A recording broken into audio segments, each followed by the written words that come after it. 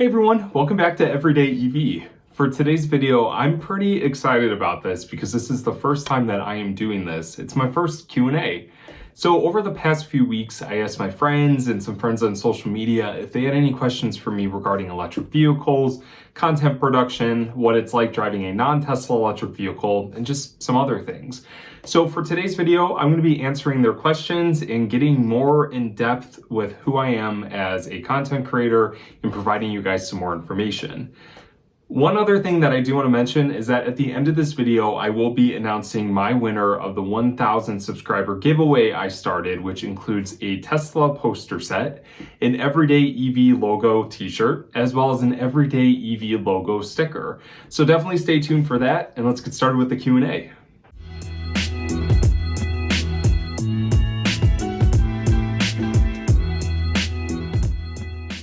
So the first question comes from Twitter user Navon Reed. I'm very curious as to why you decided to purchase a Bolt over a Tesla Model 3. The Model 3 is better in so many ways, including a head exploding emoji and a sunglass emoji. So Navon, the answer is pretty simple. The reason I bought a Chevy Bolt EV over a Tesla Model 3 because at the time there was still a tax credit of $3,750 on the Chevy Bolt, not to mention a steep discount from the dealership of over $12,000. So I was able to get into a Chevy Bolt EV because of the vehicle that I was leasing prior. I rolled over a lot of negative equity, and that federal tax credit and the dealership incentives really took a big chunk of that out of that negative equity. And here I am now. I'm a Chevy Bolt EV driver, a future Tesla owner, but right now I'm driving a Chevy. Now, the next question comes from my friend Chad. Chad asks, did you install a charging station? Was it as big of a deal as it seems it would be? So, Chad, that's a really good question, and a lot of people have asked me this question before. Yes, we did install a level 2 charging station on the side of our house, and no, it was not as big of a deal as I thought it was going to be. Every situation is different, so I know costs can kind of fluctuate between drivers and owners, especially depending on where you're looking to have your charging station installed. We were fortunate to have it installed outside on the side of our house, so we only really had to run a line about 20 feet. So all in all, it cost about $600, and that's including the charging station. This next question comes from my friend Alex Sibla. If you know Alex, he runs a YouTube channel, and we also partnered on the Living Electric podcast. And Alex asks, what's your favorite type of content to produce? So I think that's a really good question. I really like to produce content that's fun, lighthearted, as well as educational. I think for me, I always like to have some type of fun, but also provide education. So you, as the viewer, are learning as you're laughing, or at least I'm hoping you guys are laughing. So I would say that's my favorite type of content to produce. So this next question comes from my friend Dylan. Dylan and I go way back. I met him on March 31st, 2016 when he put his reservation in for his Model 3, and we've become friends pretty much ever since. And Dylan asks, do you feel you are judged for not driving a Tesla, or do you think people are afraid to buy an EV if it's not a Tesla because their friends will think they judge them? So this is a very good question, and to be honest, there are sometimes I definitely feel like I am judged for driving a non-Tesla electric vehicle.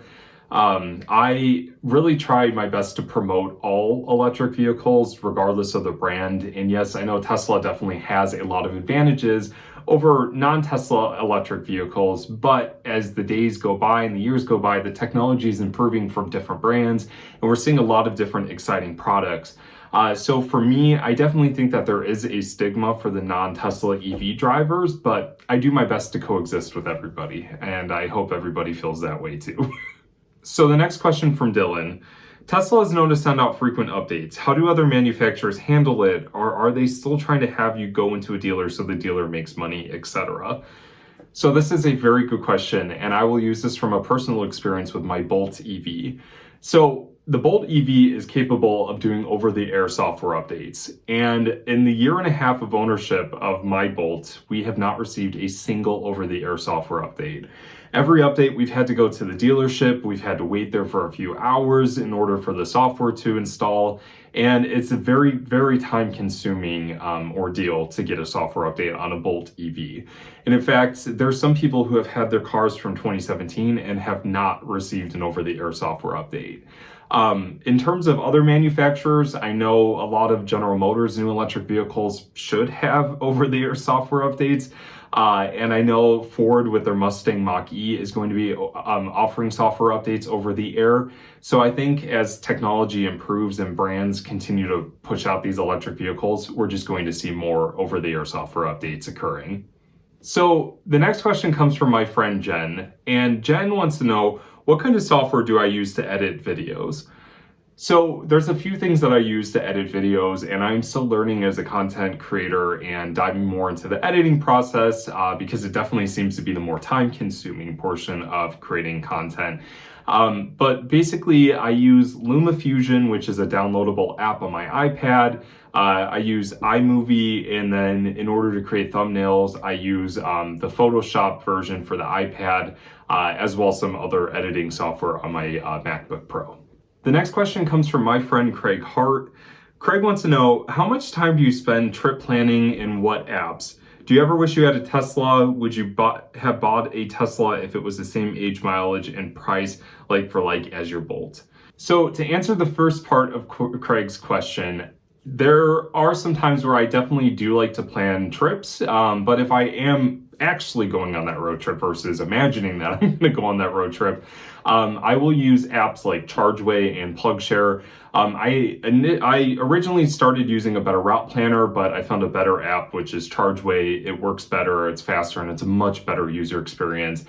So I like to utilize ChargeWay as much as I can to create different routes to different charging stations and so forth. I definitely will spend a good few hours over the period of a few days before a trip just to kind of figure out what's around the charging station, if I need to pay for a charging station, if I need a membership for the charging station, things like that. And now the other question of Craig's is that, do I ever wish that I would have bought a Tesla? Yes, I do. I actually really wish that I would have held out until my lease was up in order to buy a Model 3 or a Model Y. But I do have a Cybertruck reservation, so I'm kind of waiting on that as well. Not really sure what I want to do yet. But at the time, I definitely feel like I should have waited.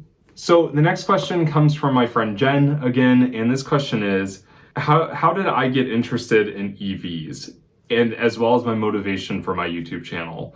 Now, this is a very good question because honestly, I've wanted to do a video introducing myself as a content producer and what my goal is for Everyday EV, and I'm really glad that somebody asked me this question. So what motivates me to create YouTube videos, specifically electric vehicle content, is that I really want to educate as many people as I can from an everyday driver aspect. I don't want to bombard people with technical information, engineering information, or anything like that. The main goal of my channel is to really just talk, educate, have fun, and just honestly inform the viewer of the benefits of what it's like to drive an electric vehicle daily.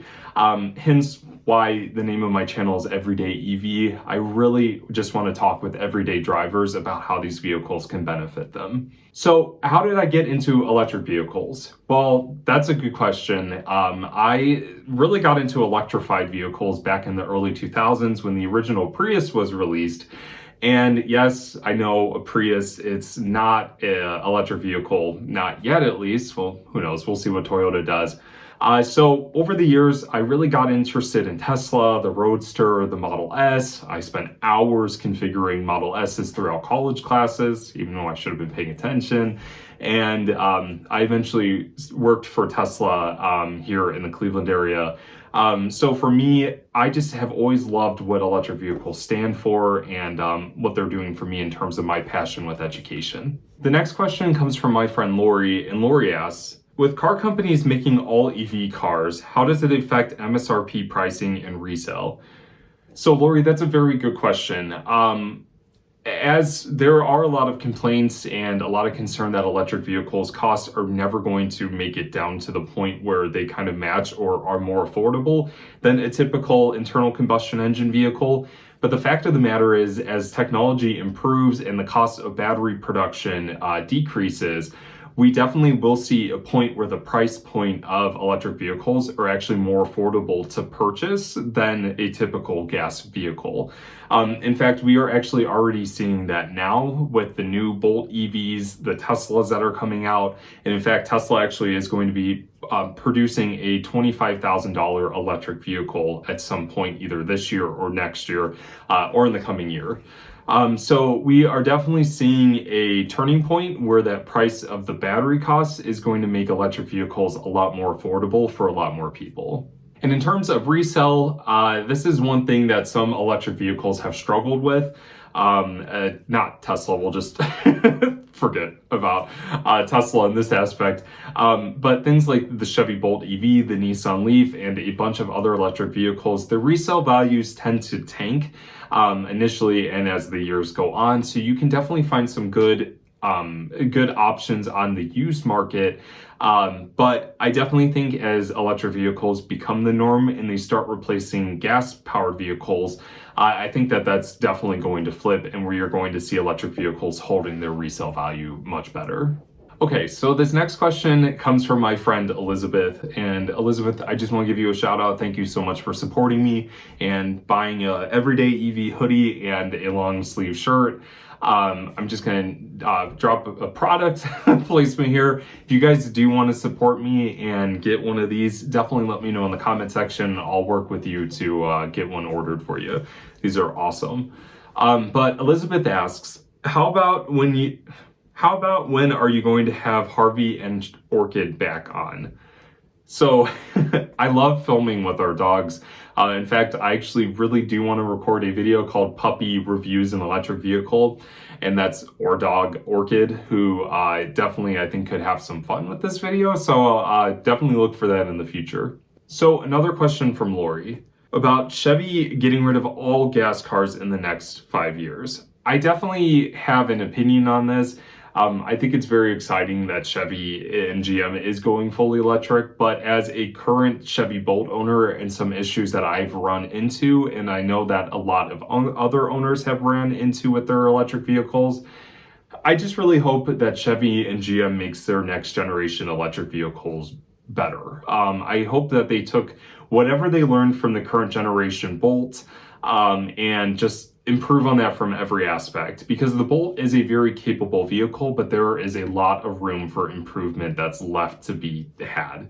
And I definitely think that if Chevy can produce things like pickup trucks and SUVs and fully capable sedans and just fully capable electric vehicles, I definitely think Chevy will have a winner. But I really, really hope that they learn from their past and just continue to improve, because it will just not only benefit the consumer, it will also benefit public recognition of the brand. So this next question comes from my friend Matt. Do you think we will get widespread adoption for EVs, considering the amount of lobbying and pushback oil companies are doing in the government? So yes, I absolutely think that at some point we will see widespread adoption of electric vehicles. We are already seeing that in Europe, and I definitely think that's going to follow suit as we see more electric vehicles come to market, especially like companies like General Motors and Ford announcing that they will be going all electric.